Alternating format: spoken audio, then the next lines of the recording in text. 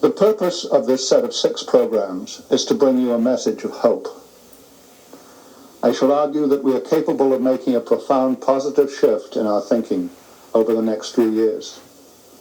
The heart of this shift would be for us to conceptualize the 21st century as the healing century, just as the 20th will certainly be seen in the future as concentrating on economics and technology.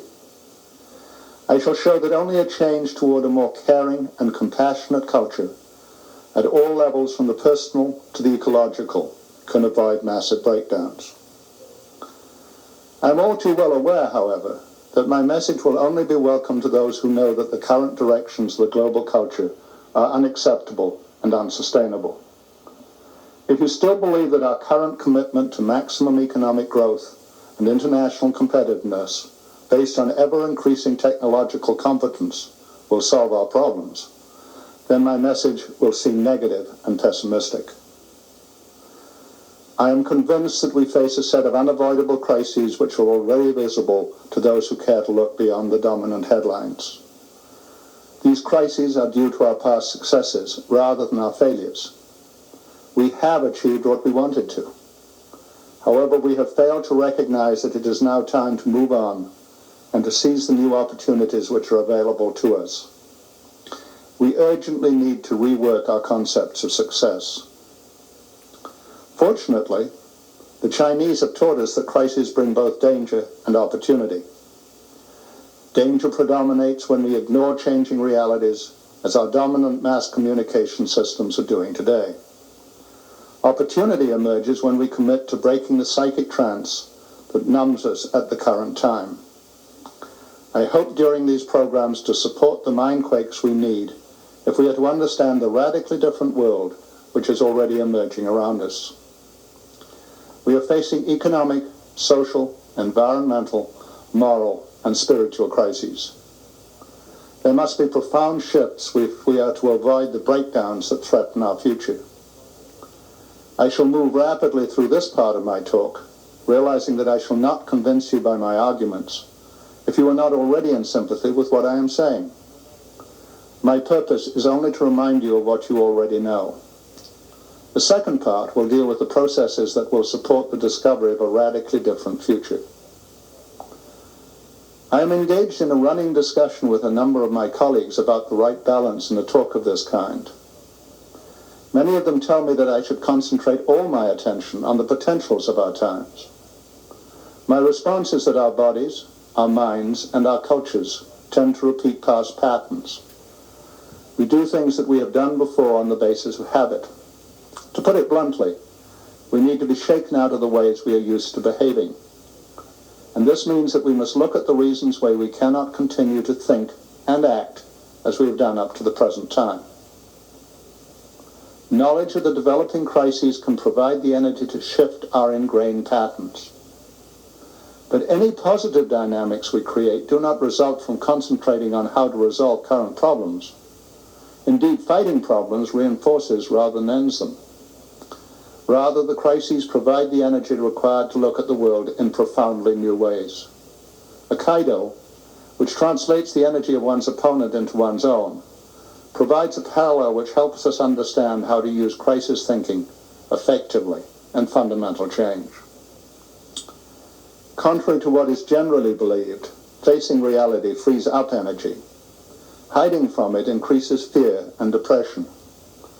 The last 2 decades have seen an unparalleled effort by the elite to deny the need for profound change. As a result, the last 20 years have been the decades of stress. This stress is occurring at 3 levels. First, the increase in hours on the job for full-time workers, coupled with levels of unemployment which would have been totally unacceptable a decade ago. Concurrently, there has been a shift in the nature of the work contract that is still largely unseen, and when it is noticed, is largely misunderstood. Second, fundamental changes have taken place in patterns of social and ecological realities. Most of them are currently being ignored by decision makers. Finally, our deep understandings are shifting under us in ways which make industrial-era institutions seem increasingly irrelevant. Our crises have been created by the rapids of change in which we currently live. They have developed because the 20th century has seen a profound alteration in all the realities of our world, but neither our institutions nor our visions have kept up. What are some of the primary changes we have seen in the last 100 years? At the beginning of the century, the population of the world was 1.6 billion. It is now 5.85 billion. We have moved from an empty world to one which is already pressuring space and resources, and will do so even more severely, even if the most hopeful assumptions about population growth are realized. And yet there are still powerful voices that refuse to support the need for decreasing births as rapidly as possible.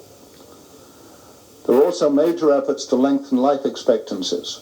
If this should occur, then current estimates of the likely world population are much too low. Each of us has seen the effects of this shift in our own lives. We have moved from predominantly rural living to the cities. Projections argue that we shall see several cities of 35 million around the globe. Are megacities of this size possible without major social, health, and environmental breakdowns, when a large percentage of these 35 million people will certainly be poor? In this same century, we have moved from a world where natural resources, especially clean air, land, and water, were relatively abundant, to one where shortages loom and are already causing havoc in certain parts of the world. At the same time, it is clear that the waste from our technological industrial culture are having severe impacts on the quality of the food we eat, the water we drink, and the air we breathe. Many diseases such as cancer and asthma are becoming more frequent. Nevertheless, many powerful institutions still refuse to recognize the need for more intelligent development strategies. The capacity of humanity to increase the availability of resources continues to increase. We may be able to find substitutes for the natural resources we are using up so rapidly. Our ability to manage the waste we are producing is far more problematical, and we cannot, without moving off the planet, find more land, water, or air. In this same century, we have moved from a world in which violence was accepted as a means of settling international disputes to a dawning understanding that weapons of mass destruction have made war too dangerous. We are struggling to understand the implications of this radically new situation. What are the ways in which we can prevent the awesome powers of biological, chemical, and nuclear weapons from being used not only by rogue nation-states, but also by terrorists? In this same century, we have moved from a world in which access to information was still severely limited to one in which we are all drowning in infoglut. And yet we act as though we could save people by pouring another bucketful into the sea of information. I am convinced that when information doubles, knowledge halves, and wisdom quarters. The quest for some theory of everything that will explain it all distracts us from developing our own skills and applying our deep wisdom. The question for the 21st century is how we can access the needed knowledge and wisdom, not the generation of more words and concepts. People need to be able to discover how to make sense of their own context and realities. The challenge is not to find a master theory, but rather to enable people to develop the perceptions and skills so that they can make sense of their own lives at the individual, family, neighborhood, community, bioregional, and global level. In this same century, most people in the developed countries have seen their standards of living increase to the point that more stuff does not add to their satisfactions. There is a growing commitment to breaking out of the consumption race, a trend which has shown up over recent Christmases as people refuse to buy. However, given the way that our socio-economic system is currently organized, a surplus of supply inevitably leads to unemployment and eventually to a depression. In this same century, more and more people are recognizing that there can be no single correct view of the world. Competing viewpoints now strive for acceptance. None of our traditional understandings or decision-making strategies enable us to deal with these radical divergences of view. We are now learning to explore the skills of dialogue and common groundwork in order to close the gaps in understanding. This will prevent conflicts from escalating into violence. These new skills do not mesh with traditional top-down methods of organizing societies. Our current institutions are based on the belief that people at the top should have the power to coerce and dominate. These institutions are now increasingly ineffective because people no longer accept that traditional leaders have the ability to decide how they should live their lives. The ability of governments, business, and the media to control the evolution of thinking is diminishing rapidly.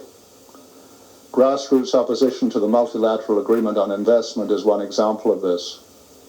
The inability of the Clinton administration to hide opposition to its Iraq policies is another. The Internet is slowly organizing as an effective instrument for the expression of alternative views. It is showing how differently the same events and realities can be seen by people. The monolithic views of the past are crumbling under the impact of radically different perceptions.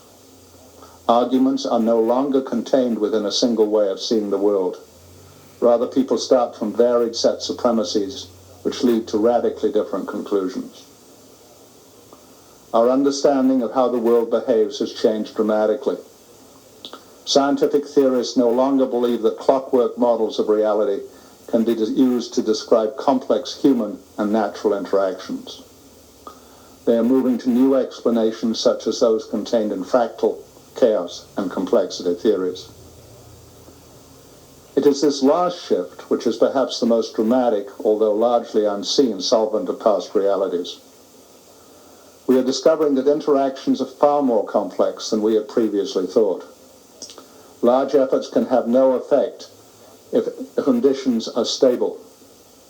Small shifts can sometimes create massive changes. Given that our culture is radically out of balance, this means that the choices each of us make, individually and collectively, can have significant effects at this moment in time. I am often asked whether I am optimistic or pessimistic about the future. I state that I am deeply concerned about the next century if we permit ourselves to be driven by the inertia of past structures. It is these structures which, when challenged by the new trends I have described above, are bringing about the crises I shall now describe briefly. The changes are irreversible. A new world is already being born around us. We can, of course, choose to ignore its imperatives, but we will then suffer terrible costs. Alternatively, we can work with the positive forces that are already developing to create the higher quality of life which is possible for the future. There are more than enough people who know and care about a humane future that they could alter the directions of the world rapidly if they chose to do so. The choice really does depend on each one of us individually and collectively. I shall now take up the various crises which confront us, starting with the economic crisis. Economists have managed to hide the most basic economic reality from the public. To listen to current discussions, one would think that the real issue is how to produce enough. In reality, the core problem for over 150 years has been how to ensure that demand kept up with production so that factories could keep humming and services would be purchased. The solution in the 19th century was for the colonial powers to send goods to their dependencies and to accept debt in return. The United States and Australia also benefited from this strategy. The early 20th century approach was to provide workers in the industrialized countries with a living wage. The late 20th century strategy has been to encourage people to go into debt. Demand has also been generated by the movement of people in many poor countries into the middle class. On the other side of the equation, ever-increasing inequality makes it more difficult to maintain levels of consumption. Demand has also been maintained by high levels of investment in certain developing countries, notably the Asian tigers. The current Asian crisis has exposed the dangers of the strategies which have been used over recent decades. There is now massive overcapacity in the world in many areas such as computers and automobiles.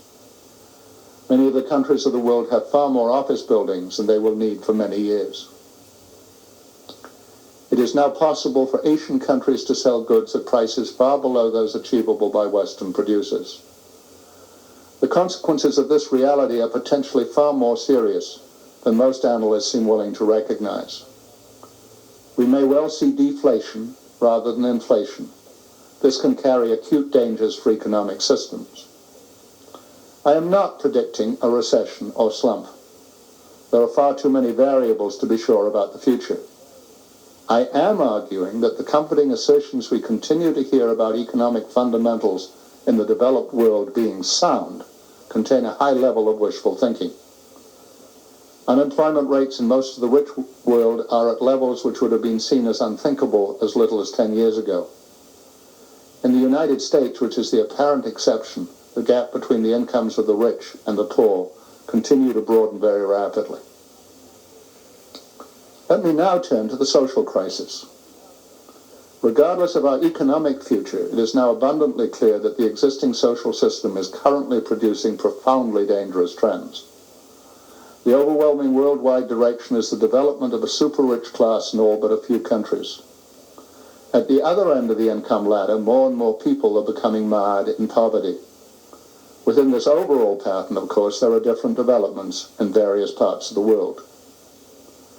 Growing unemployment in many rich countries is leading to increasingly acute xenophobia and proposals for extreme right-wing nostrums which deny the fact that we live in an interconnected world.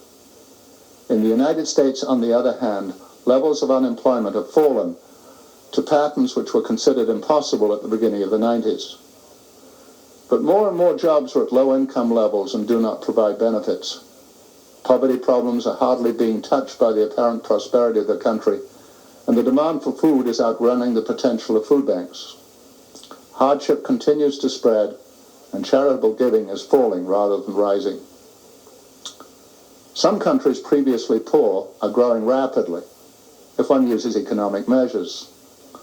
But the current pattern is that most of the population remains mired in poverty, while a small proportion enters the middle class and some people become super rich. Social contracts in these areas are therefore being disrupted, and discontent is growing rapidly. India is one primary example of this trend. The euphoria in most of the Asian tigers is turning to disillusionment. Finally, there are all too many countries where poverty has worsened over the last 20 years. The gap between the wealth of the rich countries and the penury of the poor nations has become even more extreme. At the same time, the amount of money that the rich countries have been willing to provide in aid has declined. These trends will intensify so long as we maintain the paradigm in which we currently think. They will inevitably lead to massive breakdowns, not only through social unrest, but also because of massive epidemics of old and new diseases. From my perspective, these trends also lead to a severe moral crisis. I do not personally understand how anybody with a moral conscience can accept the trends which are currently developing.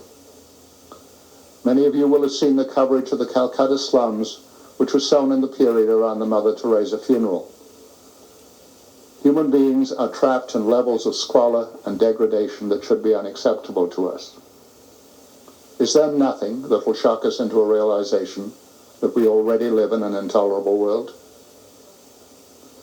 I am told that things have to get bad enough before we shall be prepared to change our thinking and our actions. On my worst days, I fear that human beings can accustom themselves to anything. We are prepared to turn our eyes away from the massive tragedies of the world and hope that they will not affect us. One of the now well-known stories is that one can put a frog into cold water, and if one heats it up sufficiently slowly, it will not jump out. Some people attempt to escape from these moral dilemmas by arguing that there are no absolute standards. While I agree that the West has all too often aimed to impose its own beliefs on the rest of the world with disastrous results, I do not accept that we cannot define standards which transcend national boundaries. The challenge is to recognize our commonalities and to extend them as our levels of consciousness and commitment grow. Survival in the 21st century will require that we move forward, not backward, in our commitment to each other and to the natural order. This leads me to the ecological crisis. The response from most economists, politicians, and businessmen to what I have said so far is, of course, well known. All we have to do, we are informed, is to be more committed to what we have been doing for the last 20 years. The medicine we have been taking is good for us. The doses have just not been large enough.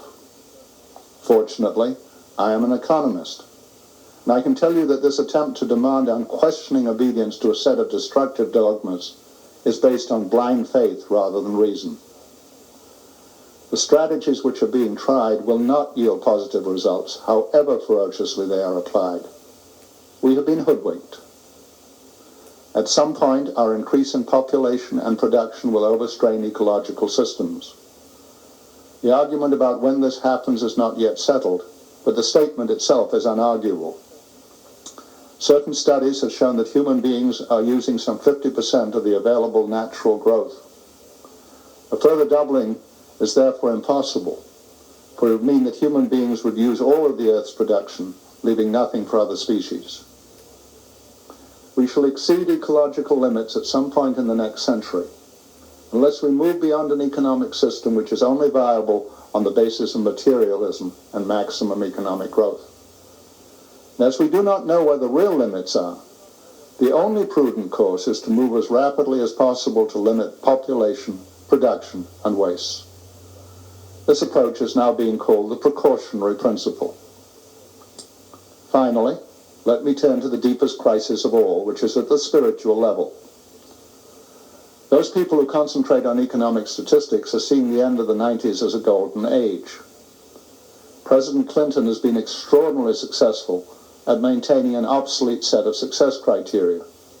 He boasts consistently about low rates of unemployment and inflation, and fails to face the underlying seismic shifts that require changes in success criteria.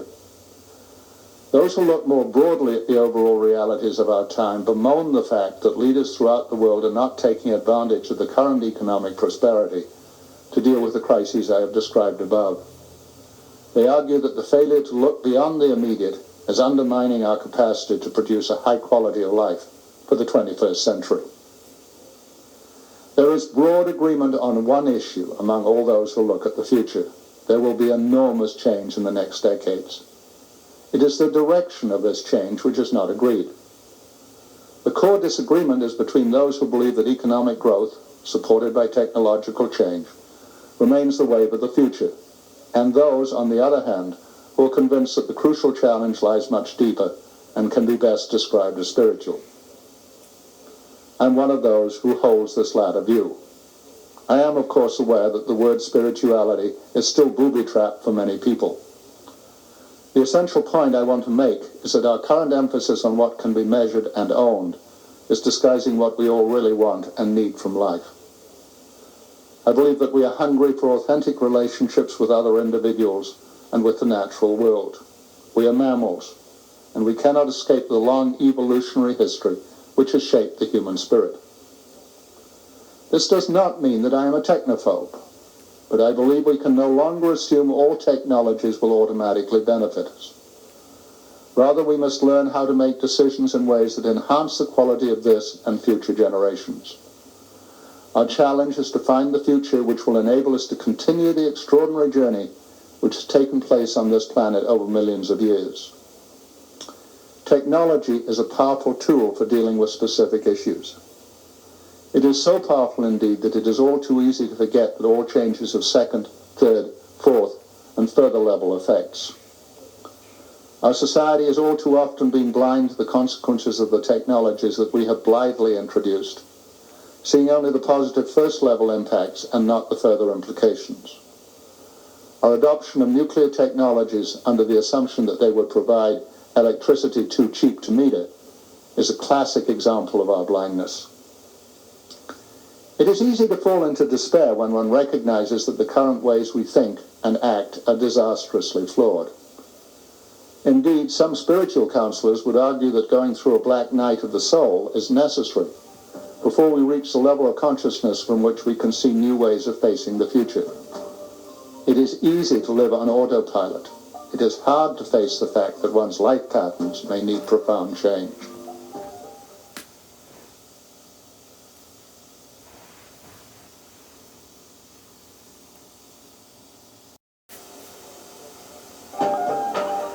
The only way to break out of the monstrous set of problems I have described is to develop a profoundly different vision of what exists in the present and what is worthwhile for the future. I want to talk now about 4 overlapping steps we have taken over the last 50 years to understand the need for fundamental change. People are at different stages of this shift, and depending on where they are in the process, react differently to material which they see or read. I'm going to concentrate on recent dynamics, although I am very well aware that the challenge to current ways of thinking goes back for decades, centuries, and indeed millennia. There have always been those who rejected humanity's attempt to dominate nature and the accompanying belief that we live in a controllable universe. Goethe and Ruskin, Blake and St. Francis, only 4 names from an illustrious heritage. There are many books which will provide the background for those who want to get to a fuller sense of the historical record, notably Rian Eisler's book, The Chalice and the Blade.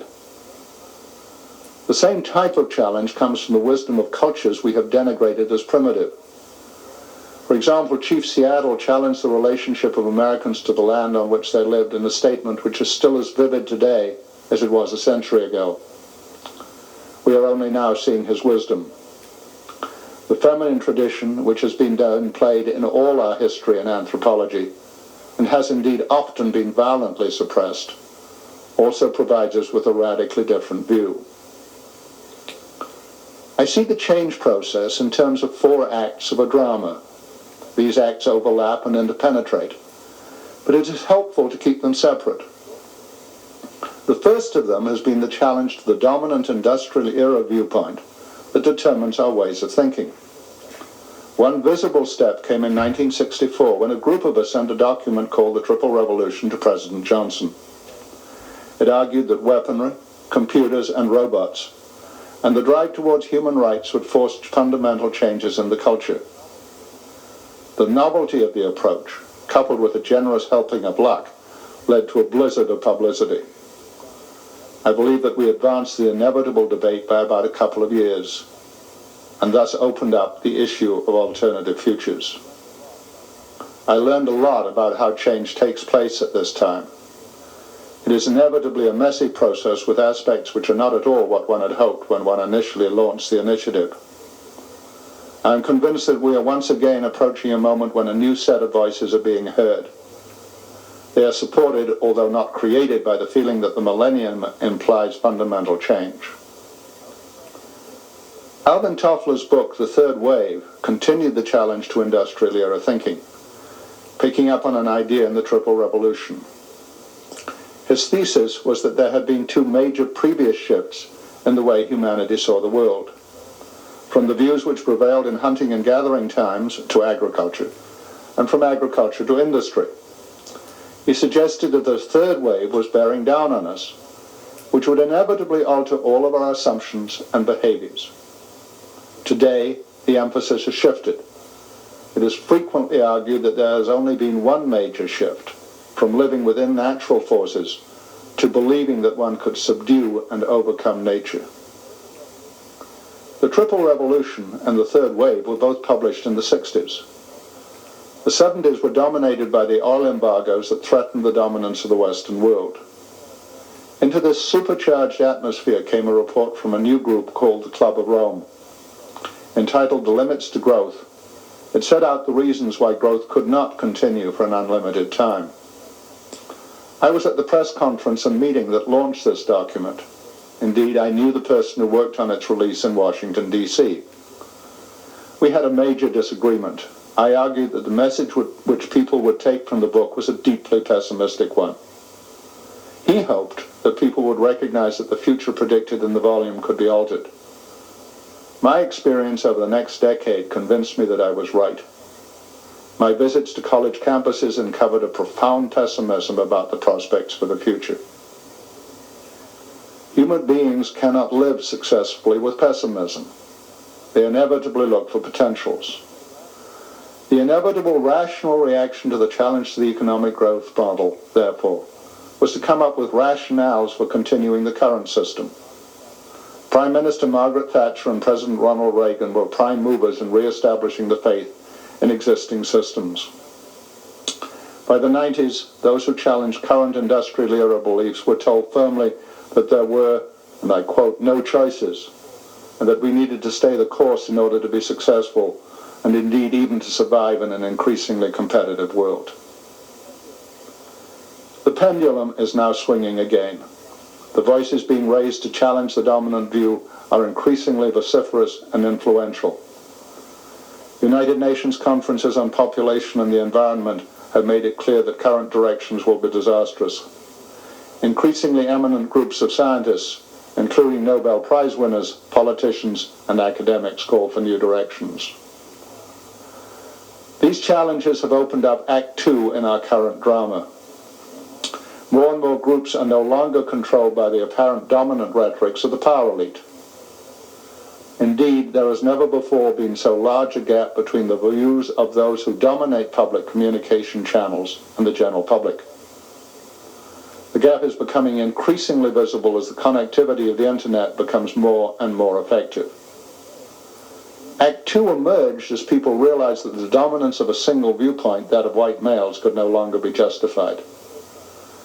I remember the first time I became fully aware of this reality. I was reflecting on the motto of the New York Times, quotes, all the news that's fit to print. And I saw that the view from Black Harlem, which was close to where I was living at the time, would be profoundly different from that of the editors who made the decision about what would appear in the paper. It was indeed the black community that first demanded a different view of reality in the United States and elsewhere in the world. They argued, and continue to argue, that their history had produced a profoundly different pattern which needed to be understood. It was Martin Luther King who became the icon for this understanding. I was fortunate enough to know him, although not well, and preached to the members of his movement shortly before his death. A dramatic change in patterns began to emerge at this time. Until this moment, history had always been written by the victors. Alternative viewpoints had been lost. Now a clash was emerging between two radically different understandings of what it was important to understand. These two versions of reality could only be made compatible within a very different understanding of how each of us can make sense of our world. The difficulties in finding a valid place to stand became ever greater as other groups also insisted on the validity of their own unique ways of perceiving the world around us. The next major shift came with the women's movement. It argued that the contribution of women had been systematically devalued. At a deeper level, the movement argued that the values that Western cultures have defined as feminine are more relevant to the future than those which have been seen as masculine. Rian Eisler has been one of the primary proponents of this view. This movement also brought into play the relevance of the values of the so-called primitive societies where there was less coercive power and more dialogue in the process of making decisions. Given that women were over 50% of the population of the world, the progressive spread of new understandings radically changed our way of thinking about the world in which we currently live. In recent years, even more movements have emerged. There have been the efforts of the homosexual community to obtain the same rights as heterosexuals. These have created strong resistance among those who see homosexuality as unnatural or immoral. There has been the movement of those with handicaps to force the society to provide them with the tools to live full lives. And an ever-growing number of racial and ethnic groups are insisting that their view of reality needs to be a larger part of the mix. Many white males now feel under siege. The automatic assumption that history was made by them is no longer accepted. But some white males have retaliated by laughing off the attempt to be more inclusive as, quotes, political correctness. While it is true that the process of rethinking has sometimes gone to ridiculous lengths, there can be no doubt that the correction of the overemphasis on the role of the white male is long overdue. It is particularly appropriate for me to say this because I am a white male, rather than one of those who have been disadvantaged. This ever-widening divergence of views between groups is one of the primary factors which has brought us to Act 3 of the current drama. Another factor is the clash between those who uphold the traditional industrial era view as compared to those who accept the viewpoint on which these talks are based. To make current conflicts more difficult to resolve, most people are aware that there are profound differences of opinion about today and tomorrow, but are not able to sort out what these differences are or why they have developed. Today's decision-making processes are based on the assumption that we are conducting an argument in which all the players accept the same basic view of reality. They are ill-designed to help us deal with a world in which the real clash is between profoundly different worldviews. As I speak and consult, I am fascinated by the fact that most institutions and communities are being torn about by these fundamental differences without understanding what causes them or how they can be healed. I am increasingly surprised by the fact that it continues to be possible for today's structures to operate, given these increasingly massive underlying shifts. David Bell, a colleague of mine, who keeps up with the direction and pace of technological change, argues that, and I quote, "bizarre changes are happening today in our cultures. Many of the shifts are seismic, that is to say subsurface. The surface icons are still in place. Macro theorists have done an absolutely brilliant job of disguising and providing dismissive language for these subsurface changes to avoid freaking out the customer and the electorate," close quotes. We are now at the point, however, where all of these shifts add up to an overall pattern which it is increasingly impossible and dangerous to disguise or ignore. We therefore face a critical, immediate choice. As we realize the extent of the challenge, we can decide to deny the evidence and continue to aim to maintain current patterns. If we choose this route, massive disasters are inevitable. In addition, we shall lose any possibilities that we can benefit from the new world emerging around us. The best case would then be massive breakdowns. The worst case is that these would then coalesce into a new dark age for the whole planet. This result is fortunately not inevitable. Indeed, avoiding it only requires an effort of will on the part of those who are aware of the need for change. If everybody who recognizes that the present culture cannot continue would decide to act on this belief, then a process of positive directions could emerge with extraordinary rapidity. Today's crises emerge from a failure of nerve. We need courage and commitment, qualities that seem to be in short supply these days. It is the increasingly visible need for positive and fundamental change which is causing Act 4 in our drama to develop around the world. There is already far more activity designed to change the world in positive directions than we currently recognized. This work is, however, largely invisible, because it involves a fundamental break with the industrial patterns which have constrained our thinking up to the current time. It requires us to emerge from the cultural trance which has dominated humanity for decades, centuries, and in some senses millennia. Whether this act can be completed positively is the core question of our time. In the Middle Ages, we learned that the Earth was not the center of the universe.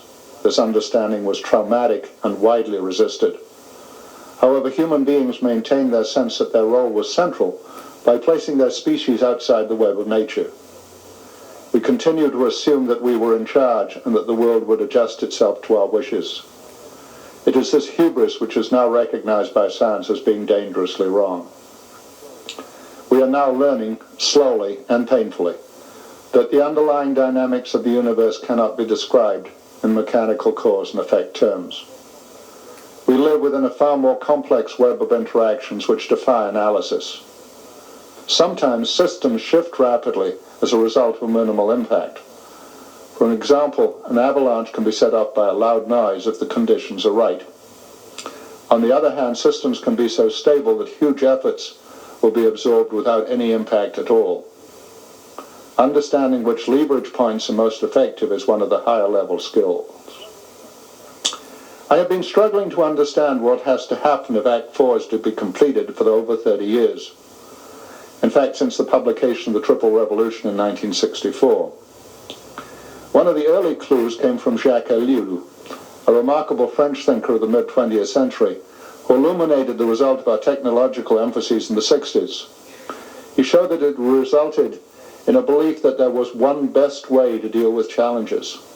His book, La Technique, was one of those that demonstrated how our thought patterns give us no space for alternative ideas. I am well aware that technology is often a remarkable answer to specific problems, but it always has multi-level consequences. We need to use technology intelligently, for it can buy us time to make the overall changes and directions which are necessary. But the core processes which will enable us to live well on planet Earth are not to be found at this level. My concerns about technology led me to a broader point which is still highly controversial. Today's industrial era patterns are based on an expectation that others can make sense of the world for us. The others may be defined as experts who have knowledge not available to the general population. They may be professionals who are trained in particular areas and believe that they can choose the appropriate courses of action for clients. There may be politicians who claim the right to mold public opinion so it fits their perceptions of the world. Or they may be in charge of media which have a left or right-wing agenda and want to impose it on their readers. As I pondered what was needed for a successful future, I realized how the ways we think have changed far more dramatically than we realize. Act 1 has led people to make up their own minds about the realities they confront. This is one extraordinary and still little understood shift that is driving our culture today. Coercive power of all sorts is being increasingly resisted. People are demanding the right to make up their own minds.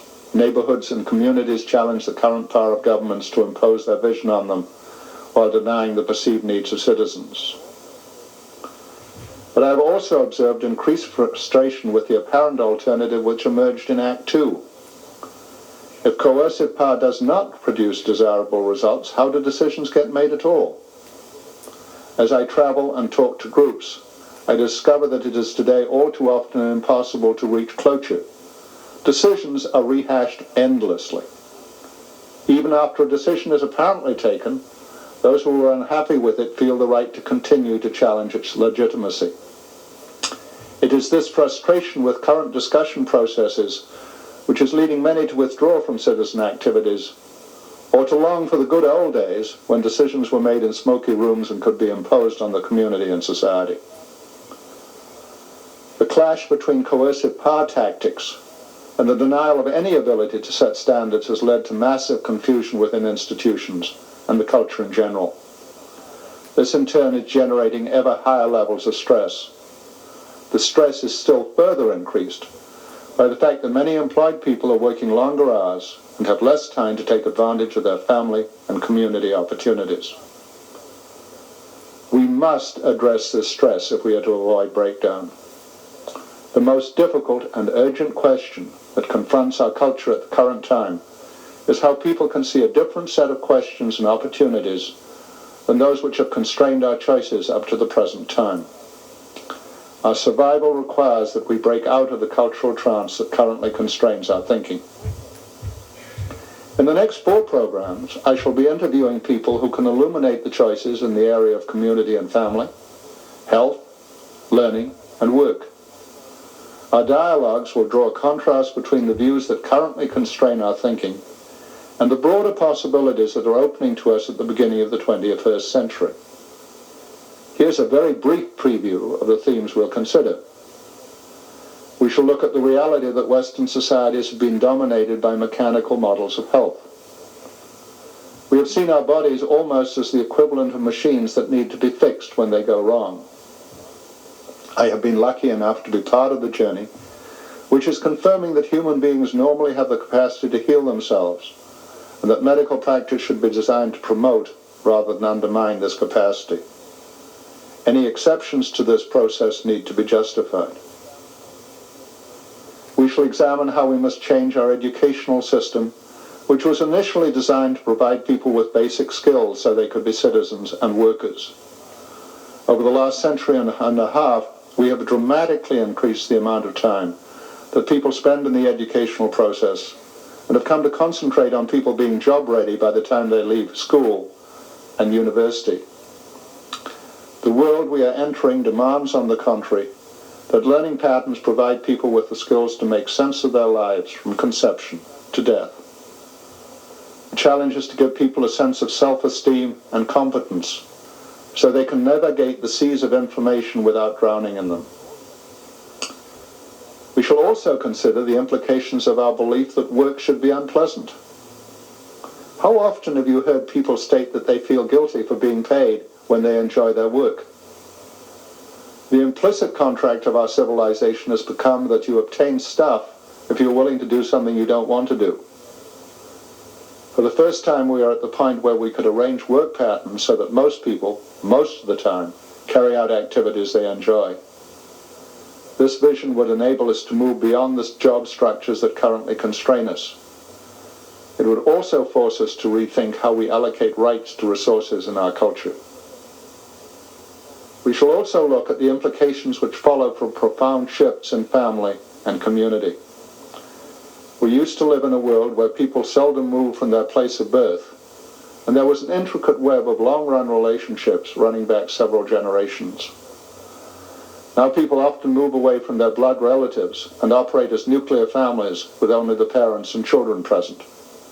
Divorce may reduce this to a single-parent situation. This is one profound change of the last 2 centuries. A second is that we are threatened by overpopulation, and all the beliefs which are in our bones and our mores about the need for children must be challenged. In these circumstances, we are already adopting new definitions of family which go beyond the traditional ties of blood and marriage. We are slowly accepting that any small group of people who commit to caring for each other are family. We are also recognizing that neighborhoods and communities need very different processes if they are to support more mobile people. The views we shall discuss in these programs are increasingly broadly shared. The fact that there is a common thread behind them is less understood. Systems will be organized around people rather than around institutions in the future. Doctors and hospitals need to support those in their care rather than to be organized for their internal convenience. Learning should be geared to the individual needs of people throughout their lives. Work should provide purpose and satisfaction to each one of us, and our family and community life should maximize the opportunities for personal and group growth. This radically changed way of looking at reality creates a new challenge for our societies. If people need to be able to make their own choices, they must have the skills to enable them to do this well. This concept of people making sense of their own lives seems highly unrealistic to those who still accept industrial era beliefs. The industrial era saw people as machines which could be honed to serve as factors of production. In return for giving over their lives to the productive system, they would be rewarded with goods and services. More critically, society assumed that most people, most of the time, would behave badly if they were not constrained by the law. This confined and negative view of human nature has left a void in our lives. We attempt to fill it with drugs, smoking, alcohol, shopping, and a myriad of other addictions, but the whole remains and often worsens.